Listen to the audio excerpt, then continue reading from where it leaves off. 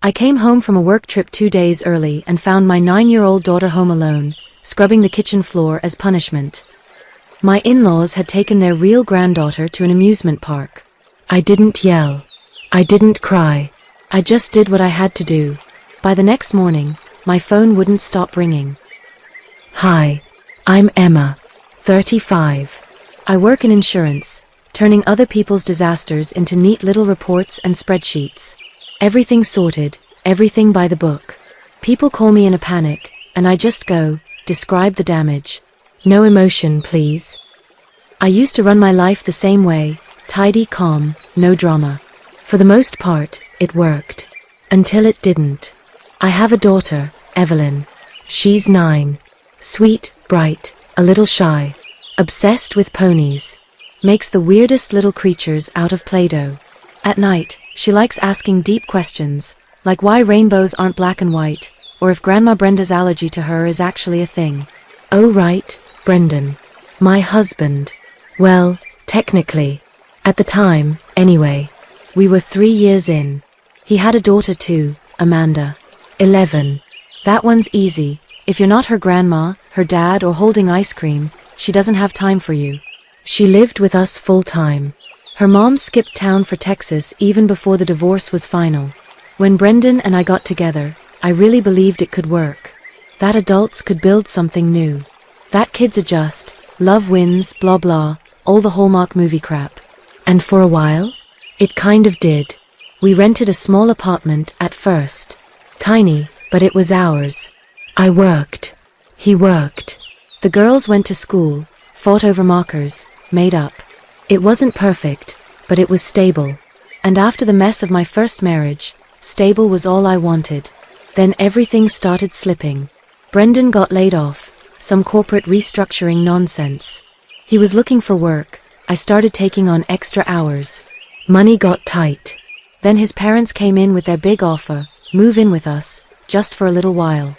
I felt my stomach twist the second I heard it. His mom and I?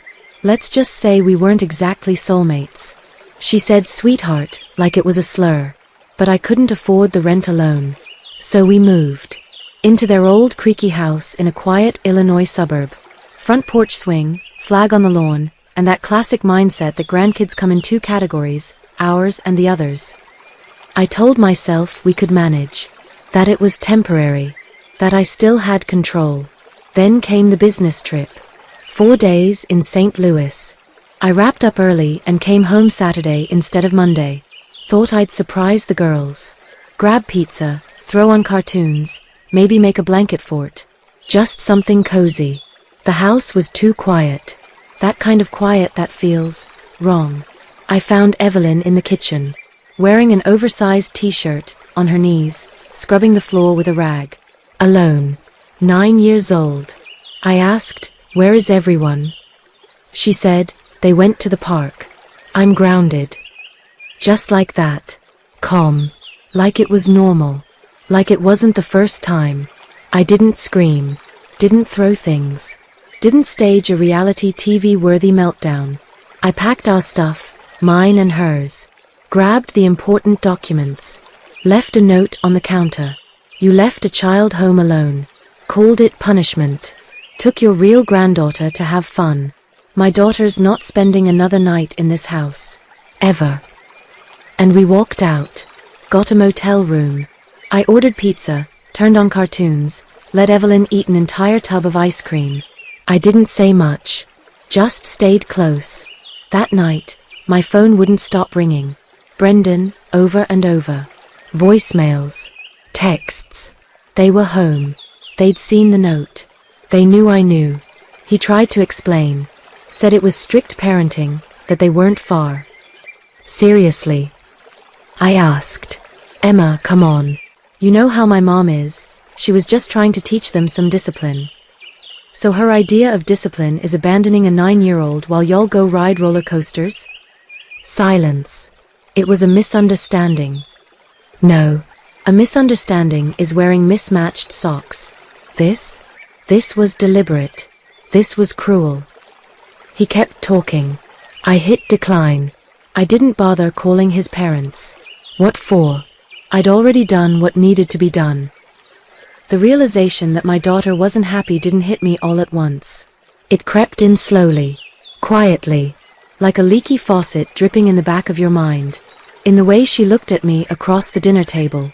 In the silence where her morning songs used to be. She used to sing while eating cereal, something about rainbows and unicorns and how Tuesdays weren't real days. Now, just silence. When we first moved into Brendan's parents' house, I told myself it was no big deal. Just a rough patch. A couple of months, tops. He'd find work, we'd get back on track. I mean, we were grown-ups. Adults push through, right? The first few days were strained. His mom greeted me with a smile that made me want to take a shower. His dad was like background noise on a TV with the volume turned down. You knew he was there, but you didn't care. "Hope you'll be comfortable, sweetheart," she said, showing me our room. "We did our best, but we understand. It must be hard for you to adjust to a real family." A real family. Bookmark that phrase. It'll come back later. Living under their roof was like trying to navigate a minefield in ballet slippers. Smile, but not too wide. Don't put your mug there. Don't open windows after 5 p.m. unless you want to summon a tornado straight from hell. I tried to be polite. Too polite, maybe. I mistook tolerance for submission. Amanda adjusted right away. She got her own room, her own shelf in the bathroom, her special chair at the dinner table. Evelyn, meanwhile, started off sharing a room with her. That lasted 2 weeks, until suddenly Evelyn moved, because Amanda wasn't sleeping well. I let it go, smiled through it, because heaven forbid I become that woman, the nagging second wife who's always starting drama. Then came the money. Turns out Brendan's parents had a second mortgage. And surprise, they couldn't keep up with the payments. His mom had a tiny pension. His dad worked at a hardware store 2 days a week, just to keep from rotting. Their credit history was already 6 feet under from some sketchy business venture they tried a decade ago. Brendan? No steady job, no decent income in over 2 years. So guess whose clean credit score and reliable paycheck came to the rescue? Yep, mine. The mortgage went in my name. Their house, their rules, my money. Officially, it was a contribution to the family. Realistically, I was paying for a house I didn't own. Emotionally, it felt like paying rent to someone who insulted your kid and then told you to smile more. But I told myself it was temporary. We were a team. We'd get through it. Meanwhile, Brendan's mother began her masterclass in passive-aggressive grandparenting. Not directly, she was way too classy for that. She just chipped away at Evelyn. At first, it was small things. Evelyn laughed less. Stopped drawing. Then came the fake stomachaches before school. She started hiding her little art projects in her backpack instead of showing them off on the fridge like she used to. I asked her, "Why didn't you show Grandma your drawing?" She shrugged. She said the house already looks messy enough. I didn't want to believe it. Maybe just a poorly timed joke? I brought it up to Brendan. He shrugged too. "Mom's just tired. Don't take it personally." Then came the candy ban. Cookies? Gone. Chocolate? Vanished. Apparently, some children are better off without sugar, especially the hyper ones. Guess which one she meant. Then Amanda's birthday happened. Cake. Gifts. Balloons. Singing. Evelyn sat in the corner, trying to look happy. I walked over, hugged her. "You okay, honey?" She whispered, "Grandma told me not to touch anything, and not to get in the way." I talked to Brendan. Again. He sighed. "Mom's just a little strict. She means well. She just doesn't connect with Evelyn the same way. It's not malicious." Sure. Not malicious. Just toxic in a lace doily. I worked. A lot. Late hours. Conference calls. Hotel rooms. I told myself it was for the best. For Evelyn. For us. To keep the illusion that things were fine. Then Evelyn's teacher emailed me. Evelyn seems withdrawn and tired.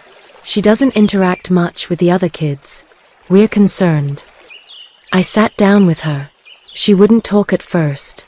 Then she said, quietly, Maybe I'm just not very good. I blinked. What do you mean?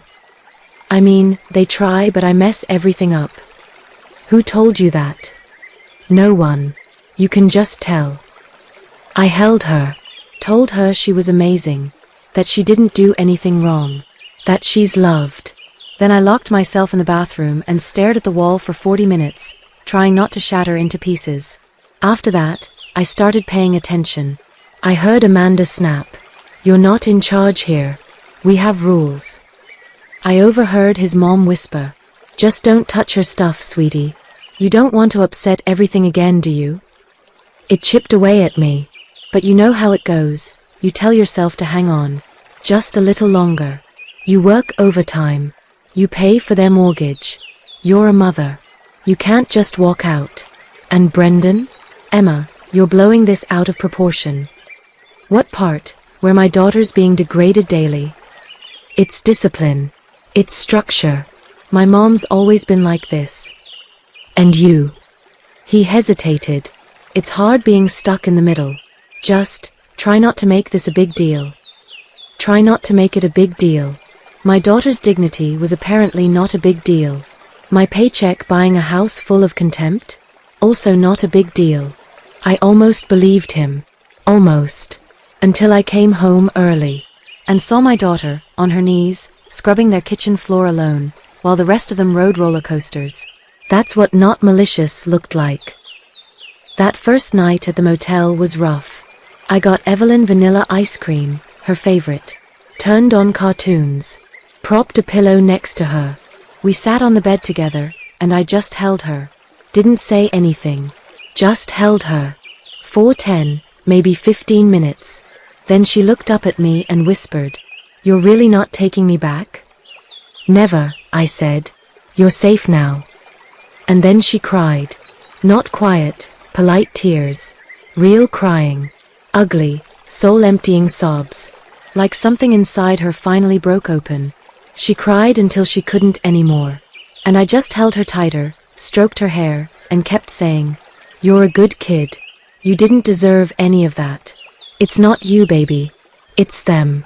They're the broken ones." She started talking. Not all at once. Little pieces at first. Fragments. Then full sentences. And then it was like a dam burst. She told me how Grandma called her a guest. How Amanda said, "You're not even a real part of this family." How one time she didn't get any birthday cake because she didn't earn dessert. How she sat alone in her room while they threw Amanda a party downstairs, and no one told her. I listened. And inside, something in me was snapping. You ever have a moment where you just stop being an adult? Where you want to scream, flip furniture, break something, but you don't. Because your kid is sitting beside you. And she is your real family. We stayed in the motel another night. Just to breathe. I bought her a brand new set of markers. A heart-shaped pizza. Chocolate milk. We drew pictures. A lot. She drew a house with a rainbow roof and wrote on top, "This is our house. Here I'm loved." I nearly lost it. Only when I saw her smile again did I do what I should have done months ago. I turned off the auto payment on the mortgage. Logged into the app. Swipe. Password. Done. No dramatic music. No fiery speeches. Just one quiet, clean goodbye. Then I emailed our lawyer. Told him I wanted out of the co-signed mortgage. He asked for the paperwork. I sent it. He said it might take a few days, but it'd be handled. Next, we went to the police. I told the officer that my 9-year-old daughter had been left completely alone in a house all day, as punishment. That's illegal in Illinois, especially when the child is emotionally at risk. They asked a ton of questions. Who was the responsible adult? How long was she alone? Has this happened before? I answered everything. Clearly. Calmly. Like I was in a meeting at work. We'll assign a caseworker, they told me, and open a file. That was it. We went back to the motel. I ordered more pizza. Evelyn watched cartoons. I scrolled the news. And for the first time in what felt like forever, it was just the two of us. No tension. No walking on eggshells. Just peace. About a week later, a letter showed up at Brendan's parents' house. A formal notice. Missed mortgage payment. Foreclosure warning. My phone started ringing again. Brendan. Emma, what the hell? Are you trying to get my parents kicked out of their home? I'm trying to make sure my daughter never scrubs your kitchen floor again while you're eating hot dogs at Six Flags. It wasn't their fault. You're right. It was all of ours. For letting them do this to her. But that stops now. Cue the meltdown. His mom called me from someone else's phone, screaming about how I destroyed their family. His dad texted me saying I was brainwashing the child. I ignored all of it. I had better things to do. Like helping Evelyn heal. We found her a school counselor. I took time off work. We went on walks. Talked. Laughed at dumb cartoons. Breathed. When the social worker finally showed up, Evelyn told him everything. No tears.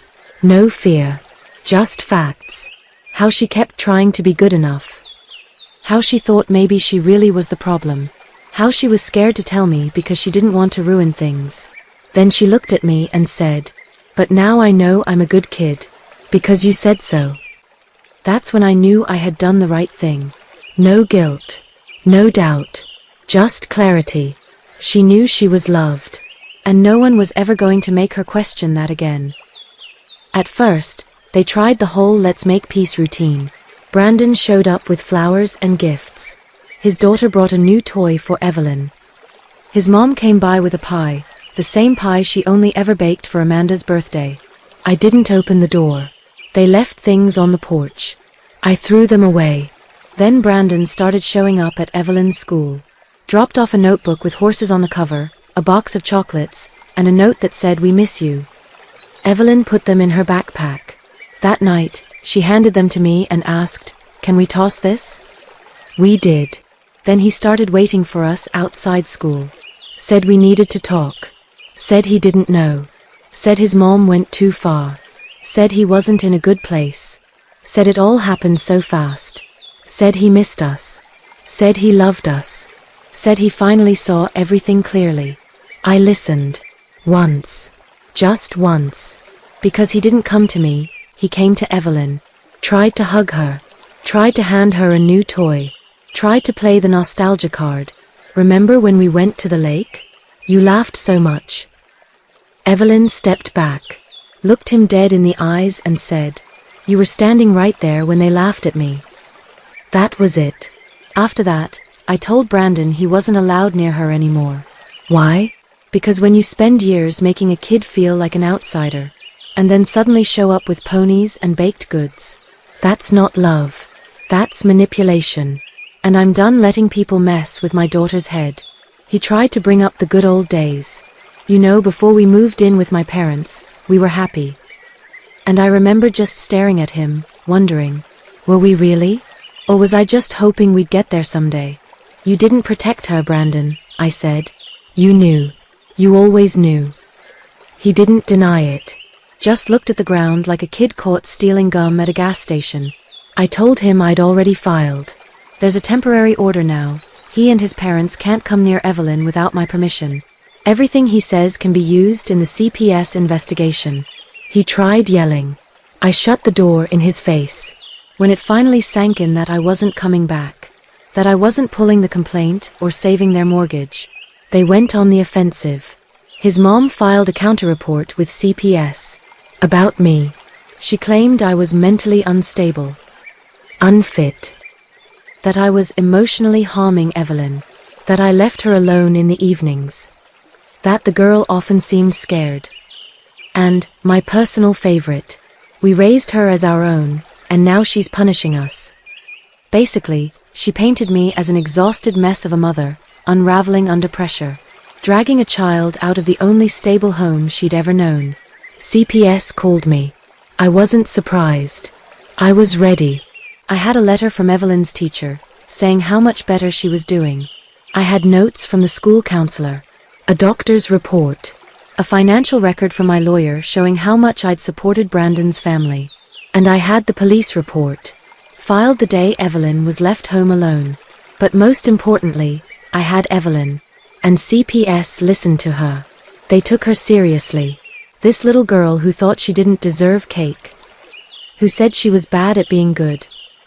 Who remembered her grandmother saying, "Your mom already has to deal with you, don't make it worse." The caseworker visited their house.